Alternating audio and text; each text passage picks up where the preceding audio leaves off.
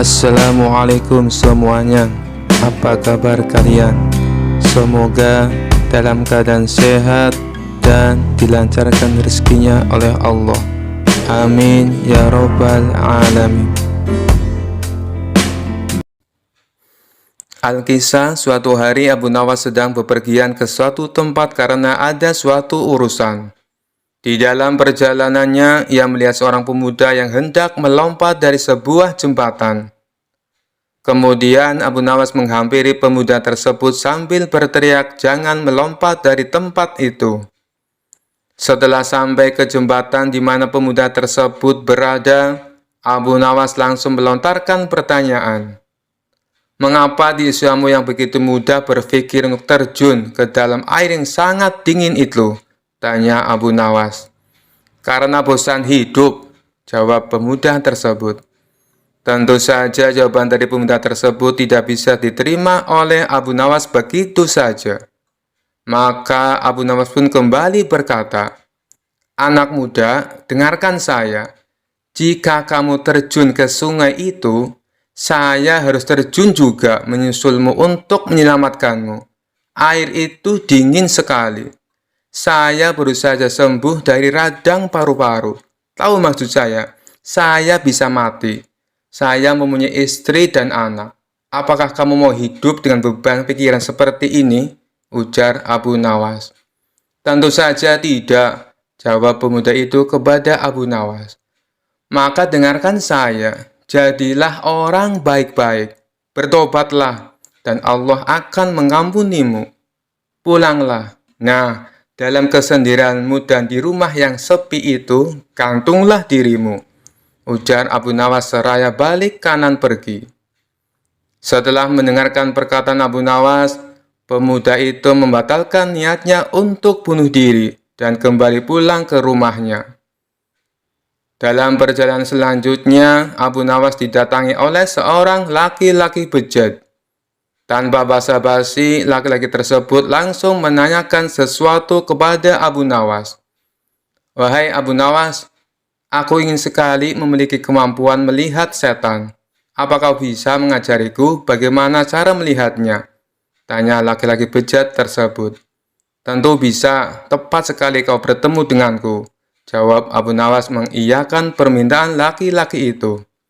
"Kalau begitu, tunjukkan kepadaku," ujar laki-laki tersebut kepada Abu Nawas. "Itu mudah sekali. Apa kau mempunyai cermin di rumah?"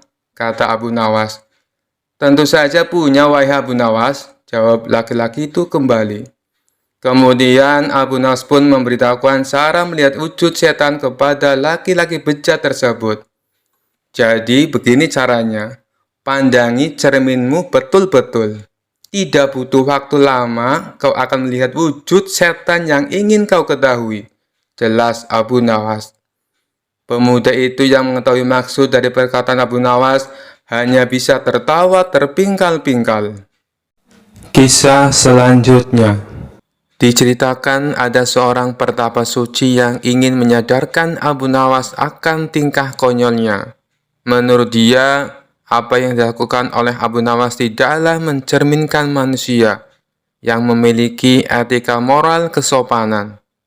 Dia juga ingin menunjukkan bahwa keyakinan yang dianutnya selalu mengedepankan etika normal kesopanan.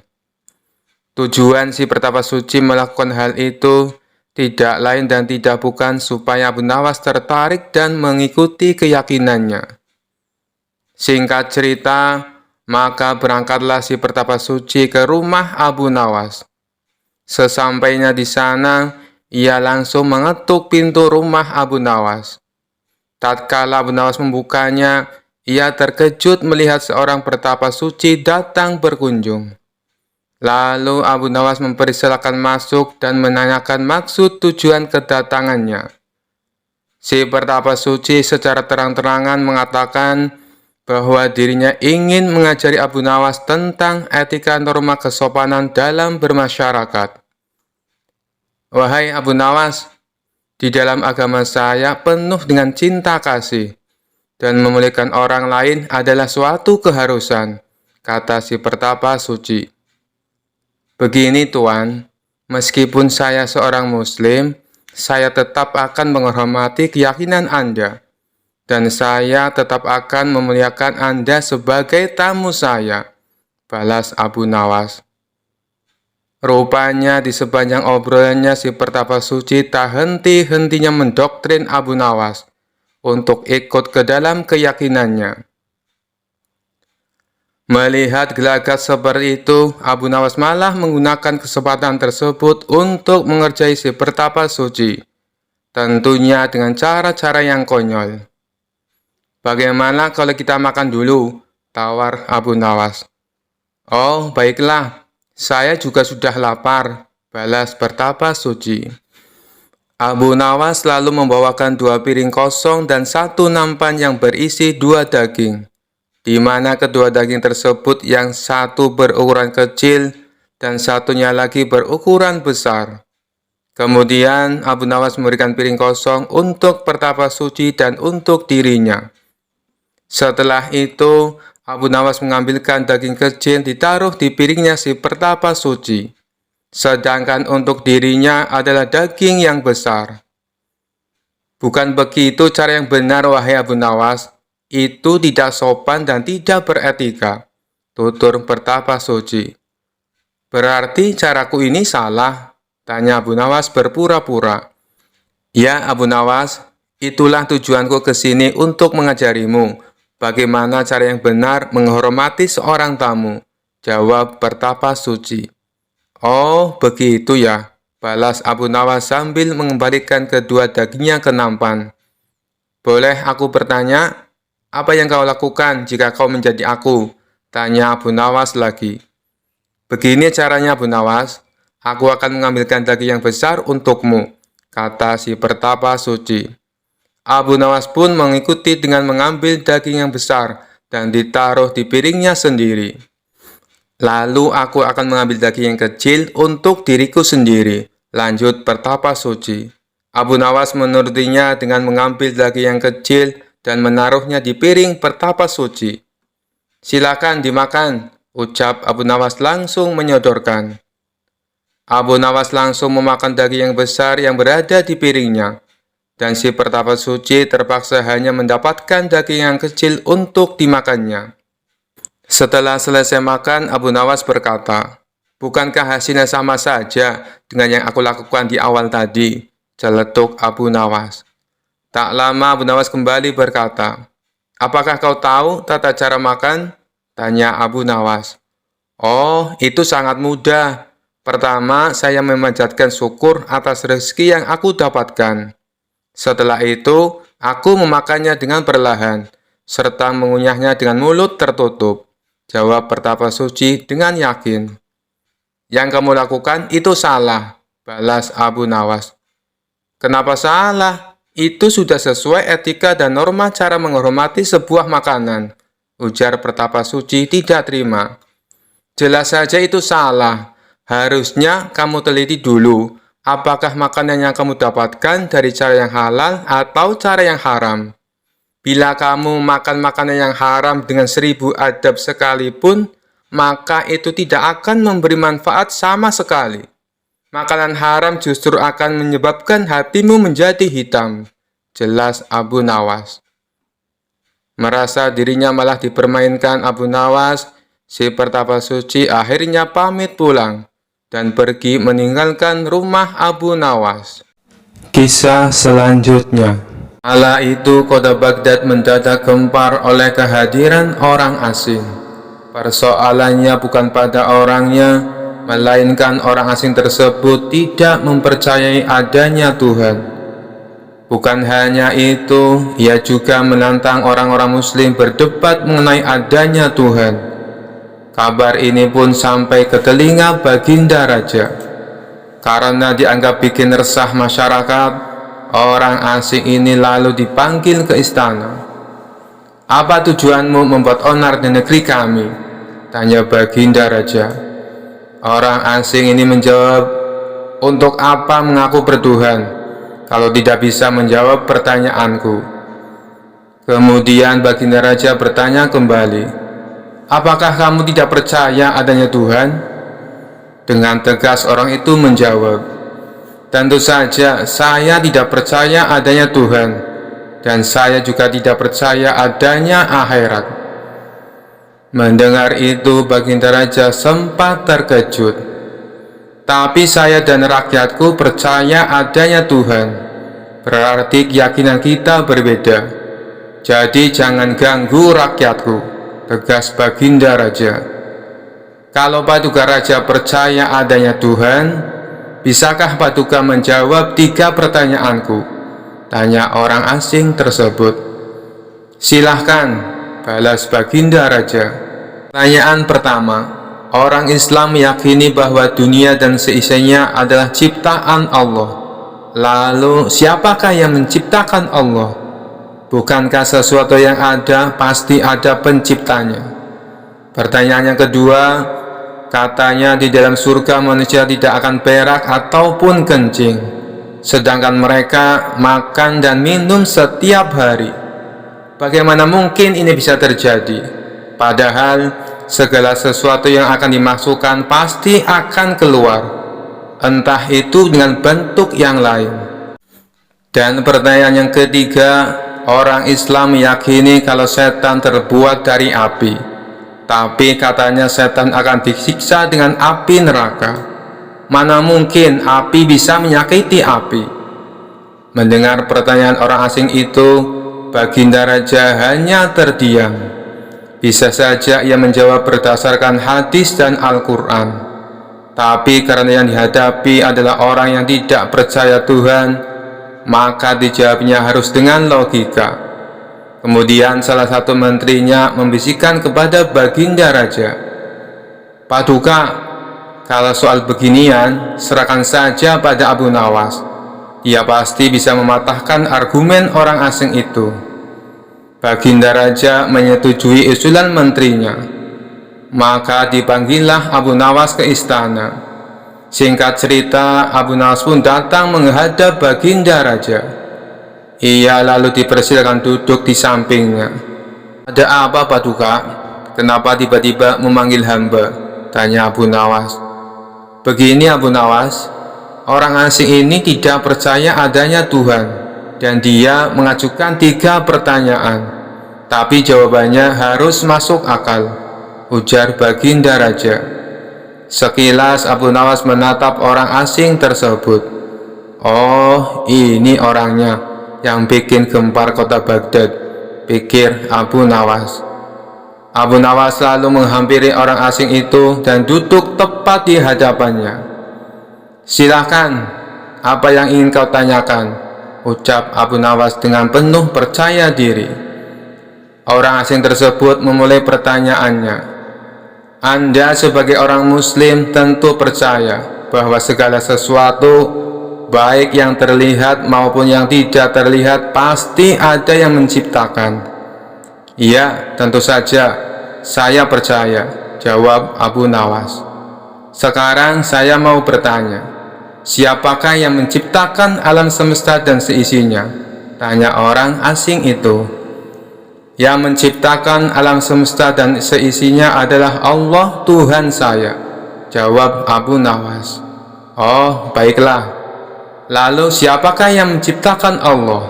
Bukankah tadi Anda mengakui bahwa segala sesuatu, baik yang terlihat maupun tidak terlihat, pasti ada yang menciptakan?" tanya orang asing itu kembali. Sejenak Abu Nawas terdiam. Ia pun lalu berkata, "Anda pasti tahu kalau kami selaku orang Islam mengakui hanya ada satu Tuhan.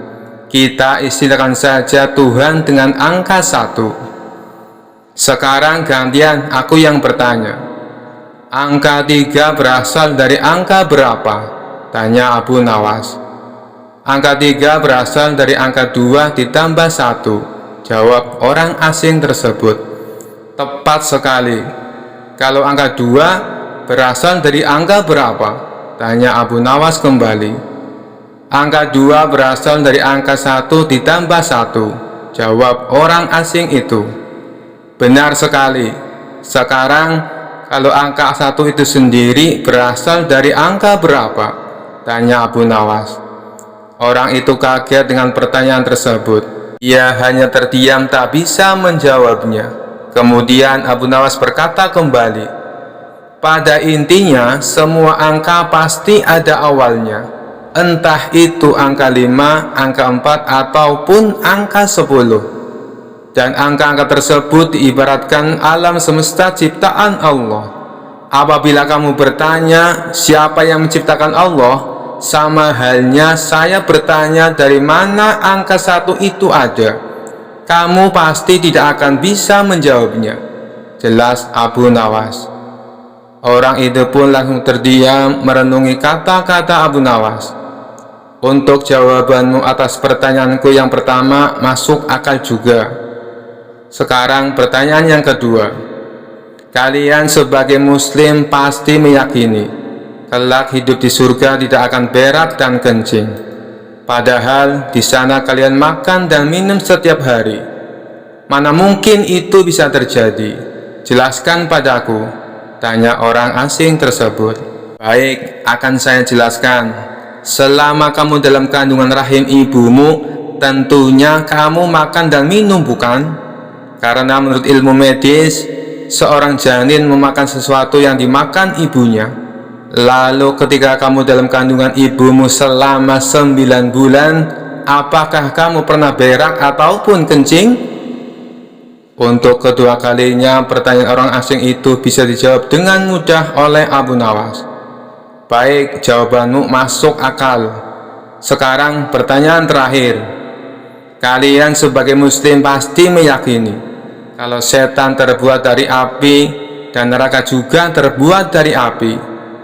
Tapi yang membuat saya heran, katanya setan akan disiksa dengan api neraka. Mana mungkin api bisa menyakiti api? Itu hal konyol yang pernah saya dengar, ujar orang asing tersebut. Bisakah kamu menjelaskannya? Tanyanya kemudian. Sebelum aku menjawab pertanyaan yang terakhir, aku ingin kita saling berjanji. Apapun jawabannya, kamu tidak boleh marah, pinta Abu Nawas. Tentu saja saya tidak akan marah, apalagi kalau jawabannya masuk akal, balas orang asing tersebut. Tiba-tiba Abu Nawas menampar pipi orang asing itu dengan sangat keras. Baginda Raja dan orang-orang yang hadir terkejut dibuatnya. Hei, apa-apaan ini? Kalau tidak bisa menjawab, jangan emosi, apalagi sampai main pukul kayak gini, protes orang asing itu. Siapa yang emosi? Itu tadi adalah jawaban saya. Apakah tadi kamu merasakan sakit? Tanya Abu Nawas. Tentu saja saya sakit, jawab orang itu sambil memegang pipinya. Coba kamu perhatikan tangan saya. Bukankah tangan saya terbuat dari tulang dan daging?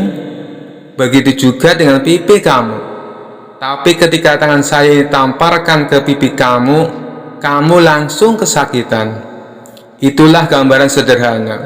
Kalau api neraka bisa menyakiti setan, setan pasti akan merasa kesakitan, meskipun ia sama-sama terbuat dari api, kata Abu Nawas menjelaskan. Orang tersebut lalu terdiam. Ia tak bisa membantah argumen Abu Nawas. Sementara Baginda Raja dan orang-orang istana kagum atas kecerdikan Abu Nawas. Kisah selanjutnya. Mungkin yang kita tahu selama ini, Abu Nawas dikenal sebagai tokoh sufi yang nyeleneh dari kota Baghdad. Namun ternyata dia juga adalah seorang ulama sufi yang sangat menguasai ilmu agama. Di sela-sela kesibukannya bolak-balik ke istana, Abu Nawas selalu menyempatkan waktu untuk mengajar murid-muridnya. Ia juga sering kedatangan tamu yang bertujuan hanya untuk bertanya tentang masalah agama. Suatu ketika, saat Abu Nawas sedang mengajar, datanglah seorang tamu pertama menghadap Abu Nawas. Wahai Tuan Abu Nawas, manakah yang lebih utama? Orang yang mengerjakan dosa-dosa besar atau orang yang mengerjakan dosa-dosa kecil? Abu Nawas menjawab, yang lebih utama adalah orang yang mengerjakan dosa-dosa kecil. Mengapa demikian, wahai Tuan Abu Nawas? Tanya tamu itu kembali. Sebab lebih mudah diampuni oleh Tuhan, balas Abu Nawas. Tamu pertama itu pun merasa puas dengan jawaban Abu Nawas, karena sejatinya ia yakin memang seperti itu. Selanjutnya datang tamu kedua menemui Abu Nawas. Ia juga menanyakan persoalan yang sama. Wahai Tuan Abu Nawas, manakah yang lebih utama? Orang yang mengerjakan dosa-dosa besar atau orang yang mengerjakan dosa-dosa kecil? Abu Nawas menjawab, orang yang tidak mengerjakan keduanya. Mengapa demikian, wahai Tuan Abu Nawas? Tanya tamu itu kembali. Dengan tidak mengerjakan keduanya, tentu tidak memerlukan pengampunan dari Tuhan, jawab Abu Nawas. Tamu kedua itu pun bisa menerima dan memahami atas jawaban Abu Nawas itu. Tidak lama berselang, datang tamu ketiga menemui Abu Nawas. Tamu tersebut juga menanyakan hal yang sama. Wahai Tuan Abu Nawas, manakah yang lebih utama? Orang yang mengerjakan dosa-dosa besar atau orang yang mengerjakan dosa-dosa kecil? Abu Nawas menjawab, orang yang mengerjakan dosa-dosa besar. Mengapa demikian, wahai Tuan Abu Nawas? Tanya tamu itu kembali. Sebab pengampunan Allah kepada hambanya sebanding dengan besarnya dosa hamba itu, jawab Abu Nawas. Mendengar jawaban Abu Nawas membuat tamu ketiga ini puas. Ia pun lalu pamit pulang. Ternyata selama Abu Nawas menerima ketiga tamu tersebut, ada salah satu muridnya yang selalu memperhatikan percakapan antara Abu Nawas dan tamu-tamunya itu. Sang murid merasa bingung dengan jawaban gurunya. Kenapa satu pertanyaan yang sama, tapi jawabannya berbeda-beda? Karena merasa penasaran, ia pun memberanikan diri menanyakan hal itu kepada Abu Nawas selaku gurunya. Wahai Tuan Guru, saya perhatikan dari awal, kenapa Tuan Guru memberikan jawaban yang berbeda? Padahal ketiga tamu tadi menanyakan persoalan yang sama. Abu Nawas hanya tersenyum mendengar pertanyaan muridnya itu. Ia pun lalu menjelaskan, wahai anakku, manusia itu dibagi menjadi 3 tingkatan. Tingkatan yang pertama adalah tingkatan mata. Tingkatan yang kedua adalah tingkatan otak. Dan tingkatan yang terakhir atau tingkatan yang ketiga adalah tingkatan hati. Adapun tamu yang pertama datang tadi, tingkatannya adalah tingkatan mata. Wahai Tuan Guru, tingkatan mata itu apa? Tanya si murid penasaran. Abu Nawas menjelaskan, tingkatan mata ibarat anak kecil yang melihat bintang di langit. Ia mengatakan bintang itu kecil, karena ia melihatnya hanya menggunakan mata. Sedangkan tamu kedua yang datang tadi, tingkatannya adalah tingkatan otak. Tingkatan otak? Apa itu tingkatan otak, wahai Tuan Guru? Tanya si murid kembali. Tingkatan otak ibarat orang pandai yang melihat bintang. Ia pasti akan mengatakan bintang itu besar, karena ia memang memiliki pengetahuan, jawab Abu Nawas. Dan tamu yang terakhir datang tadi atau tamu yang ketiga, dia tingkatannya adalah tingkatan hati, lanjut Abu Nawas. Lalu, apa itu tingkatan hati, wahai Tuan Guru? Tanya si murid. Tingkatan hati ibarat orang pandai dan mengerti, yang melihat bintang di langit. Ia tetap akan mengatakan bintang itu kecil, walaupun ia tahu bahwa bintang itu sebenarnya adalah besar.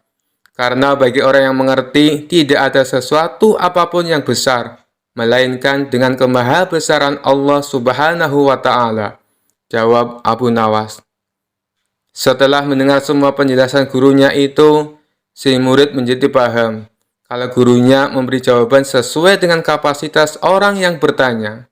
Itulah kenapa satu pertanyaan menghasilkan 3 jawaban yang berbeda-beda. Kisah selanjutnya. Dalam sejarah perjalanan hidupnya, Abu Nawas pernah bekerja di sebuah toko jahit atau menjadi penjahit kala masih muda. Namun majikan Abu Nawas dikenal pelit. Ceritanya, Suatu hari majikannya datang membawa kendi berisi madu. Karena khawatir madu tersebut diminum oleh Abu Nawas, sang majikan berbohong. "Hai Abu Nawas, kendi ini berisi racun, dan aku tidak mau kamu mati karena meminumnya," kata sang majikan. Lalu si majikan pergi keluar. Abu Nawas sudah curiga karena tidak mungkin racun sampai dibawa-bawa hingga ke tempat kerja. Karena kondisi sangat lapar, saat itu Abu Nawas terpaksa menjual sepotong pakaian. Kemudian menggunakan uangnya untuk membeli roti. Abu Nawas pun tidak tanggung-tanggung. Ia membuka kendi milik majikannya dan menghabiskan madu di dalam kendi dengan roti yang dibelinya. Majikannya pun datang dan sadar bahwa pakaian yang dijualnya ternyata kurang satu. Sedangkan madu dalam kendi juga telah habis. "Abu Nawas, apa sebenarnya yang telah terjadi?" tanya sang majikan melihat gelagat kurang menyenangkan. "Maaf Tuan, tadi ada yang mencuri pakaian. Lalu karena aku takut dimarahi Tuan, jadi aku putuskan untuk bunuh diri dengan meminum racun di dalam kendi itu," jawab Abu Nawas. Kisah selanjutnya. Suatu hari, istana Baginda Raja kedatangan tamu sekelompok orang Syiah. Tujuan mereka adalah ingin menantang debat agama kepada para ulama di kota itu. Sebagai tuan rumah yang baik, tentu Baginda Raja menyambutnya dengan ramah. Setelah mereka dipersilahkan duduk, salah satu dari mereka berkata, "Maaf Paduka yang mulia, bukannya kami bermaksud kurang ajar, tapi kami hanya ingin menguji sampai seberapa tinggi ilmu agama para ulama di kota ini." Baginda Raja membalas, "Oh, tidak apa-apa. Justru saya malah tertarik, sekaligus bisa menambah wawasan ilmu agama." Baginda Raja lalu memanggil beberapa ulama kota Baghdad yang berilmu tinggi. Tapi sayangnya saat berdebat, tak ada satupun ulama Baghdad yang bisa menandingi keilmuan sekelompok orang Syiah. Kala itu Baginda Raja hampir saja menanggung malu. Pasalnya para ulama yang ia andalkan harus menelan kekalahan. Tiba-tiba penasihat istana membisikkan sesuatu ke telinga Baginda Raja. "Kenapa tidak undang saja Abu Nawas? Orang seperti mereka pasti akan kewalahan menghadapinya," ujar penasihat istana menyarankan. Usulan penasihat istana membuat Baginda Raja merasa mendapatkan angin segar. Ia pun langsung menyetujuinya. Kemudian Baginda Raja berkata kepada sekelompok orang Syiah, "Di kota ini masih ada seorang ahli ilmu yang juga tak kalah cerdas. Apakah kalian berani?" tanya Baginda Raja. "Tentu saja, Paduka. Siapa orangnya? Segera hadirkan ke sini," tantang mereka. Maka diperintahkanlah beberapa pengawal istana untuk menjemput Abu Nawas di rumahnya. "Tuan Abu, Anda diperintah Baginda Raja untuk segera menghadap ke istana," kata salah satu pengawal. "Ada apa? Bukannya kemarin aku sudah ke istana," jawab Abu Nawas. "Benar Tuan Abu, tapi kali ini Baginda Raja sangat membutuhkan Anda," balas pengawal. "Memangnya kenapa?" tanya Abu Nawas penasaran. "Di istana ada sekelompok orang Syiah. Mereka menantang debat ilmu agama kepada siapa saja," jawab pengawal. "Kenapa tidak undang saja para ulama? Tentu mereka lebih pandai daripada aku," ujar Abu Nawas. "Sudah Tuan Abu, tapi mereka semua tidak bisa berkutik," kata pengawal. Akhirnya Abu Nawas pun terpaksa memenuhi panggilan Baginda Raja. Singkat cerita, sampailah Abu Nawas di istana. Di sana, nampaklah para ulama Syiah sedang duduk berkumpul di sebuah aula kerajaan. Tidak seperti biasanya, Abu Nawas memasuki aula sambil menenteng sandal miliknya. Melihat hal itu membuat Baginda Raja dan sekelompok orang Syiah dibuatnya terheran-heran. Kemudian sekelompok orang Syiah bertanya kepadanya, "Kamu ini aneh, kenapa kau tenteng sandalmu masuk ke dalam?" Dengan santainya Abu Nawas menjawab, "Saya teringat peristiwa zaman Rasulullah masih hidup. Para kelompok Syiah suka mencuri sandal, makanya saya bawa masuk, takut sandalnya hilang." Jawaban Abu Nawas tersebut sontak membuat sekelompok orang Syiah semakin bertambah heran. Begitu juga dengan Baginda Raja. "Kamu jangan ngarang cerita palsu. Zaman Rasulullah, ajaran Syiah belum ada," protes mereka. "Kalau begitu, diskusi perdebatan kita selesai. Dari mana ajaran agama Islam kalian? Kalau di zaman Rasulullah saja belum ada Syiah," balas Abu Nawas. Kemudian Abu Nawas langsung lawyer pergi meninggalkan mereka. Sementara sekelompok orang-orang Syiah ini tak bisa membantah pernyataan Abu Nawas. Baginda Raja yang menyaksikan hal itu seketika tertawa terpingkal-pingkal, sembari memuji kecerdasan Abu Nawas. Kisah selanjutnya. Rumah Abu Nawas konon pernah didatangi Abu Jahil yang terkenal pelit. Ia lalu menjelaskan tujuan kedatangannya. Dia ingin meminjam uang 100 dinar. Tentu saja Abu Nawas terkejut mendengarnya. "Dari mana saya mendapatkan uang sebanyak itu?" kata Abu Nawas. "Tolonglah Abu Nawas, aku yakin kamu pasti ada. Pinjami aku selama sebulan," pinta Abu Jahil merengek. Awalnya Abu Nawas tidak mau mengabulkan permintaan Abu Jahil. Namun karena terus-menerus didesak, Abu Nawas tidak bisa menolak. "Tapi kamu janji ya, hanya sebulan," kata Abu Nawas mengingatkan. "Ya, saya berjanji Abu Nawas, bulan depan kebun saya panen.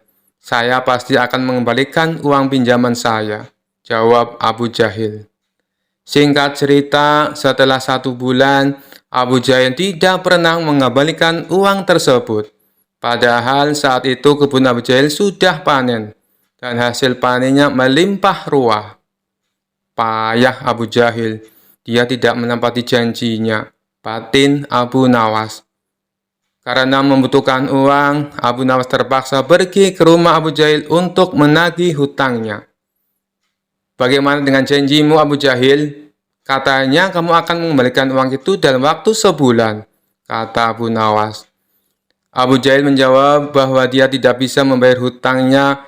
Ia beralasan bahwa uang hasil kebunnya digunakan untuk mengobati saudaranya yang sedang sakit. "Jangan khawatir Abu Nawas, saya pasti akan membayar bulan depan," kata Abu Jahil. Mendengar jawaban Abu Jahil, Abu Nawas sangat kecewa. Akhirnya, dia pulang tanpa membawa uang sepeser pun. Beberapa hari kemudian, Abu Nawas mendengar kabar bahwa Abu Jahil sering mengundang teman-temannya untuk berpesta di rumahnya. Mendengar hal tersebut, Abu Nawas menjadi emosi. "Kurang ajar," katanya, "dia kekurangan uang, tetapi dia malah sering mengadakan pesta," gerutu Abu Nawas. Abu Jahil pasti tidak akan membayar hutangnya karena 1000 alasan. Akhirnya Abu Nawas mendapat ide untuk mengerjai Abu Jahil. Keesokan harinya, Abu Nawas pergi ke desa seberang untuk menemui sahabatnya. Dia mulai menyusun strategi dan meminta bantuan seorang teman. Setelah strateginya matang, Abu Nawas segera mendatangi rumah Abu Jahil. "Mengapa kamu ke sini, Abu Nawas? Aku kan sudah bilang, jika mengembalikan uangnya itu bulan depan," kata Abu Jahil. "Jangan salah paham Abu Jahil, aku ke sini bukan untuk menagih hutang. Aku ingin mengajakmu bertemu orang pintar," jawab Abu Nawas. "Memangnya ada perlu apa?" tanya Abu Jahil penasaran. "Ini Abu Jahil, di desa seberang katanya ada dukun pesugihan yang bisa membuat kita kaya. Aku ingin mencobanya ke sana," jawab Abu Nawas. "Benarkah? Baiklah Abu Nawas, aku ikut," Aku juga ingin kaya, kata Abu Jahil kegirangan mendengar adanya tawaran dukun pesugihan itu. Singkat cerita, Abu Nawas dan Abu Jahil tiba di rumah dukun pesugihan tersebut. Setelah memanggil keduanya, dukun itu bertanya, "Apa yang kamu lakukan di sini?" Abu Nawas kemudian mengutarakan keinginannya agar ia ingin kaya tanpa bekerja. "Ah, itu mudah, tapi ada syaratnya," kata sang dukun. "Apa syaratnya?" tanya Abu Nawas. "Syaratnya harus ada yang dikorbankan. Tapi jangan khawatir, korbannya tidak harus dari keluarga. Orang lain juga bisa dikorbankan. Tapi orang lain itu adalah orang yang terkait dengan hartamu," jawab sang dukun. "Apa maksudmu? Aku tidak mengerti," tanya Abu Nawas lagi. "Ya, misalnya siapapun yang berhutang uang kepadamu, orang itu dapat digunakan sebagai korban, meskipun dia bukan anggota keluargamu," jawab sang dukun. "Bagaimana jika orang itu tidak mau?" tanya Abu Nawas. "Kamu tidak perlu meminta izin kepada orang tersebut. Nanti ia akan jadi korban tanpa ia sadari dan tiba-tiba mati dengan mengerikan," kata sang dukun menjelaskan. "Oh, aku mengerti. Baiklah, aku setuju," jawab Abu Nawas sambil memandang Abu Jahil. Abu Jahil yang merasa dikorbankan langsung gemetaran. Dukun itu kemudian mengajari Abu Nawas mantra sebagai ritual. Tengah malam, setelah kembali dari rumah sang dukun, Abu Nawas berkata di tengah jalan, "Abu Jahil, kamu tidak perlu mengembalikan hutang yang 100 dinar. Saya ikhlas." Mendengar hal itu, Abu Jahil langsung ketakutan. "Jangan Abu Nawas, saya akan mengembalikan uang kamu nanti. Tepatnya saat sampai di rumah saya. Nanti akan segera aku kembalikan," kata Abu Jahil dengan ketakutan. "Bukankah kamu kemarin mengatakan bahwa kamu kehabisan uang?" goda Abu Nawas. "Saya masih punya banyak uang, Abu Nawas. Aku sengaja berbohong padamu," kata Abu Jahil. Akhirnya Abu Jahil segera mengembalikan uang pinjamannya kepada Abu Nawas di hari itu juga, sejumlah uang 100 dinar. Setelah diselidiki, terungkap bahwa dukun yang didatangi Abu Nawas dan Abu Jahil adalah sahabat Abu Nawas. Taktik ini sengaja diatur oleh Abu Nawas dan kawannya tersebut, agar Abu Jahil segera melunasi hutangnya. Sekian dulu perjumpaan kita kali ini. Sampai bertemu lagi di kisah-kisah selanjutnya. Terima kasih yang sudah subscribe dan setia menonton channel ini.